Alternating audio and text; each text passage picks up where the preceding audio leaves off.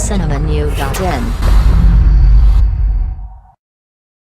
சமீபத்தில் பல பாலிவுட் நடிகைகள் சர்ச்சைகளில் சிக்குவது தொடர் கதையாகி வருகிறது. தற்போது நடிகர் ராக்கி சாவந்த் இதில் சிக்கியுள்ளார். சில மாதங்களுக்கு முன்பு ஒரு டிவி ஷோவில் அவர் இந்துக்களின் புனித நூலான ராமாயணத்தை எழுதிய வால்மீகி முனிவர் பற்றி அவதூறாக பேசியதாக எதிர்ப்புகள் கிளம்பியது. இதற்காக அவர் மீது பஞ்சாப் மாநில லுதியானா நீதிமன்றத்தில் வழக்கு தொடரப்பட்டது. இதனால் பலமுறை விசாரணைக்காக கோர்ட்டில் ஆஜராகும்படி உத்தரவிட்டும் அவர் வரவில்லை.